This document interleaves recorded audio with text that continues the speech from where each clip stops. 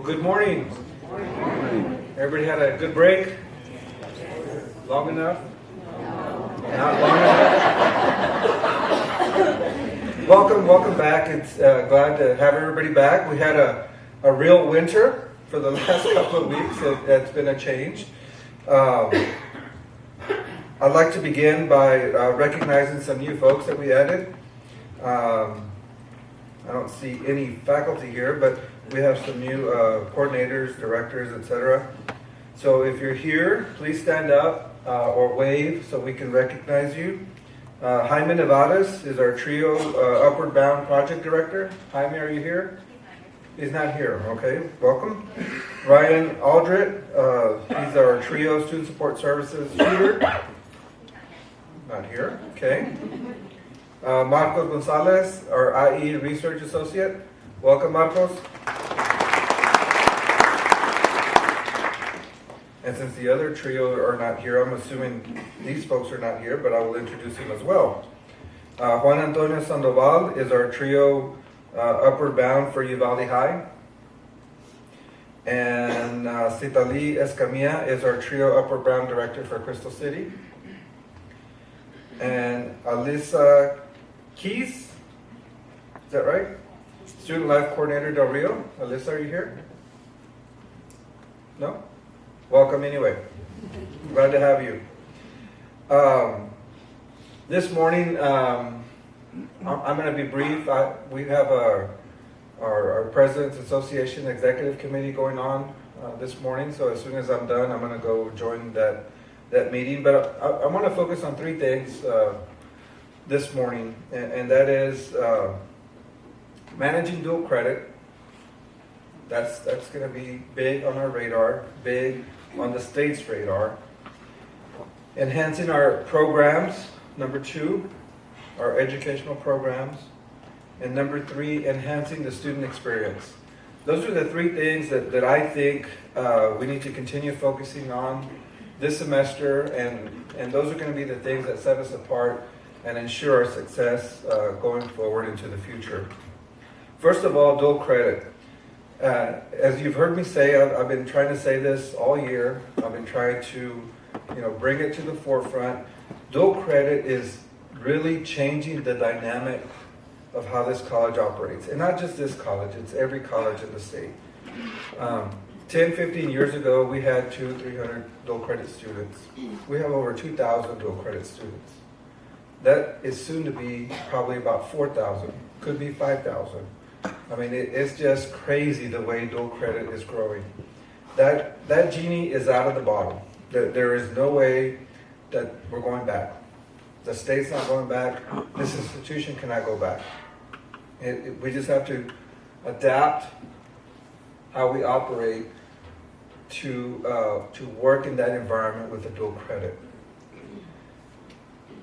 We haven't seen an increase in early college high schools. And what that means is, for those students in those early college high schools, they begin as freshmen, and they're not taking what I would consider really meaty courses as freshmen. They're taking the education learning frameworks, maybe a health, fitness, and easing into the more tougher subjects. But nonetheless, when they graduate high school, they'll have 60 hours. And right now we have Del Rio with upwards of 140, 150 students per cohort. We have Canepa with, I think right now, 50 to 20, soon to be about 40 students per cohort. We have Dilley with probably the same amount. We were going to add Uvalde, they're beginning the semester. And we have Eagle Pass, which is doing something like an early college high school. They're calling it Academy, which is really the 60 hours without the bureaucracy of early college high school. We have a team traveling to Catula. Medina Valley is probably not far behind. So, you start looking at these numbers, and these are early college students, apart from dual credit. A lot of them still have dual credit. So that's a big population that we serve. that are taking advantage of this change in regulations and taking advantage of college preparation. Gone are the days where we could count on 20, 30 sections of English Comp, History 1301, college algebra. The students that do come to us already have those classes. So it's really changing the whole dynamic of how we operate. You know, we have our scheduling is off. You know, we can't take for granted that we just put 1301 because it's a fall semester. And I don't have the answer, but we're working towards it. The first step is to recognize this environment that we're working in and look at what we're doing and what they're offering and what we're offering. We've been doing a lot of work in pathways. Pathways is critical to this management of dual credit. We started with the back end and tying our curriculum and aligning it with the universities. Now we're in the process of really streamlining our meta majors and our programs. And then the next step, which is the critical step, is aligning those programs with the dual credit course offerings with the early college high schools. So we can have a systematic process sequence of courses that we can then transition into our programs here. It's not easy. Every school is unique, as every student is unique. So that's going to be a challenge. The other area in dual credit is how we process this large volume of dual credit students. You know, the system that we use today was designed when we had 200 to 300 students. There's a lot of hand-holding. There's a lot of manual processes involved. I've tasked my team that we need to automate that. We need to gain some efficiencies because there's no way that we can continue adding personnel to do this massive hand-holding that we do to process 4,000 or 5,000 students that I see coming in the future. So that's another area that we're going to focus on and try to gain some economies of scale there. With the increased number of students, increased number of sections, and faculty teaching dual credit, there raises the issue of additional supervision, oversight.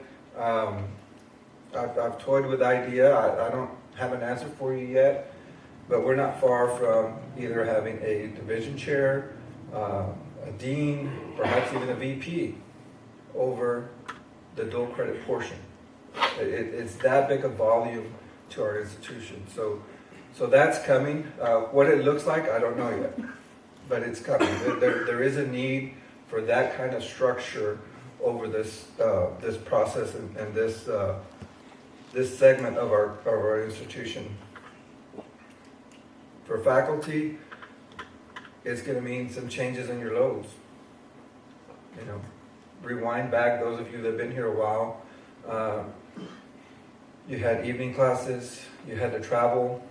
Well, now the new norm is going to be you're pretty much going to have some kind of dual credit within your load. Otherwise, you're not going to have a load. That's not far from the reality that we're facing. And I do that to be mean, to be a downer. That's where the sections are. So I've been saying it for a year, and I'm going to continue saying it. It's becoming more and more a reality. You can either adopt it, embrace it, or not. You know, and the not is not a pretty alternative because, I mean, if you look at the sections, I get a printout every semester of every section that we offer, and the sections on dual credit continue to grow. So that's just reiterating the way that we're heading from where I sit and what I see. And really the last thing on dual credit is it's not going away. You know, the meeting that I'm fixing to go to, 90% of the discussion there is dual credit. There's a lot of issues. no two colleges are the same in the way they offer and administer dual credit. The state is chomping at the bit to get involved and tell us how to do it. This last legislative session, we asked them to take a pause and let us as an organization, as an association of colleges, get our arms around it and bring to them some suggestions. They honored our request. The next legislative session begins in January, a year from today, and they're going to be ready to make some changes. So, we're trying to come together and find some common ground to really make some changes and some structure to dual credit where it's not the kind of Wild West type environment that it sometimes can become. The second area is enhancing programs. So as we see this expansion in dual credit, we really have to focus on enhancing the programs that we offer. We've expanded programs, we've added the EMS paramedic, the airframe portion of aviation. We need to do better recruiting. We have a lot of technical programs. We have auto body, welding, automotive and welding that are at the high schools. We have a lot of high schools that are offering that one-year certificate. That's prime ground to go recruit for your second-year programs. And really, as we continue to comply with the request from the high schools to expand career tech, we're expanding the one-year certificates to the high schools, but that just broadens your pool for that second-year student. So we need to look at creative ways to go out to all those sections that are out there teaching at the high school and recruit them to your second-year program.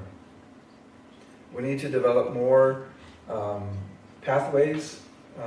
We've seen it with the patient care tech program where we've created a new program that brings in EMT, CNA, EKG, phlebotomy as a package, as a credit program now. We need to have those ties to the LVN and the LVN to the RN. The more we can align these programs, the stronger we become. I'd like for us to reintroduce theater, drama. We have this fabulous auditorium here that goes vastly unused. The big cost of adding a program is already here. We've had a position notice. I'd really like for us to have a pathway for our theater students. I drive by in the spring when they have the one-act plays, UIL, and it's full. There's a lot of interest in our surrounding communities. It may not be 100 students, but it may be 20 or 30 or 40.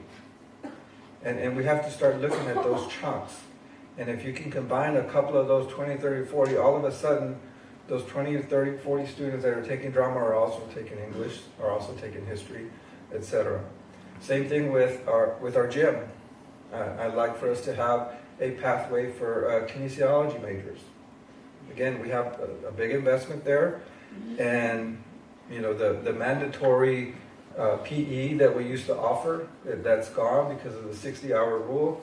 But there's nothing that says that we can't have a kines pathway. Again, maybe 20, 30 students from the area, but again, those are additional students. That's how we have to start looking at attracting some of these students back to our campuses. Computer information system, that's another program that we really need to reinvent. Last fall, I went down to Laredo, signed an MOU with Laredo, with Del Mar, South Texas College, and we all agreed to work together to strengthen our own programs. They have expertises that we don't. And one of those programs is cybersecurity. You can't turn on the news without hearing of a massive hack, malware, etc. I mean, that's a new area of computer information systems that we need to train students, and there's jobs out there for that. So we need to not rest with what we've done and look at how we can enhance and attract these additional students. The third thing is enhancing the student experience. Our QEP focus this year is on collaborative learning. So we're going to use that. 40X, you've all been using some sort of increased student-faculty engagement as your 40X process. We need to continue doing that and enhancing the quality of that contact. We have adopted student planning, which is really going to help free up some time and provide better resources and better information and more structure to our students. I believe some of you had training or are going to have training on student planning. What that does is identifies and plans out the students' course sequence, more defined than a degree plan. They're set on the system. Then the student can go in and self-select from those approved courses and register themselves. Along with that, we've added Student Scheduler, which I think is coming online soon. Student Scheduler will allow a student to go in, pull down student planning, which will populate the classes that they want, that they need. The student can go in and identify time constraints that they have, whether it be daycare, work, or they just don't want to take a class at 8 in the morning. Whatever those restrictions are, they can put them in. And then the software will provide multiple alternatives for a schedule. Anywhere from one schedule to 250,000 different variations of classes that are open, classes that align with their student planning. Again, trying to free up time for our student advisors so they're not spending the bulk of their time building a schedule. That's not advising. So we want to take that off of the advisors, put it back onto the student, because we see a lot of students, dual credit, that are going to need advising. They're going to need to be on student planner as well and provide better advising. The other thing we're trying to add, and I think it should be ready to go this semester, is a mobile app. So we're having mobile device friendly applications for Web Advisor and other college software for the student, so they can have better access. Students don't do well with computers anymore. Everything's on their phone. So we need to adapt our software to get them compatible with those mobile apps. The other thing is, Mark can probably talk about it some more, but we're going to go ahead and transition from Time Cruiser to Canvas. And I think it's a more robust and stable platform as a learning management system, and that'll probably, my goal is to have it ready for the fall semester. There's some issues we need to work out, but we'll work that out, but we're going to go ahead and make that commitment to move to Canvas next fall. So we hope that will bring you some more robust learning management system that works well with colleague and our overall plans for the future and really enhancing the student experience. So overall, I think those three things are going to consume our focus for the near future. You probably read it in our news, but last fall we were selected by Aspen. We made the top 10%, not the top 10 college yet, but the top 10%. That's top 150 colleges out of about the 1,300 colleges in the U.S. We submitted additional documentation, and we should know something February, March if we advance to the next level. If we don't advance, that's okay. We have a lot of things that are clicking together right now. And I am confident that we are in a position to continue to improve our student success, our graduates. Graduates is our key focus in 40X, and every year we see that increasing.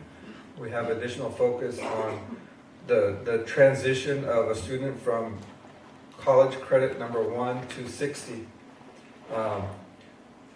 I've asked my leadership team to try something a little different next year, and that is, let's look at our incoming cohort of first-time in college students, and let's really put them together and treat them as a cohort, track them as a cohort, and see if we can make an impact on that cohort as they move through the college system, and whether they're getting a certificate or they're getting their AAS or transferring. But let's look at it and really manage that cohort and look at this as a cohort.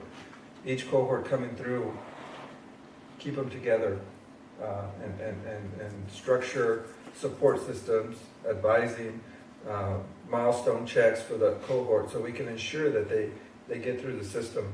Well, thank you. Glad to see everybody back. In one piece, I'm glad I made it back without a broken. I did fall several times, the first time in many years. Bruises, and mainly to the ego. But anyway, it's a humbling experience, and it was great fun. Y'all have a great semester, and let's finish out this year strong. All right? Thank you.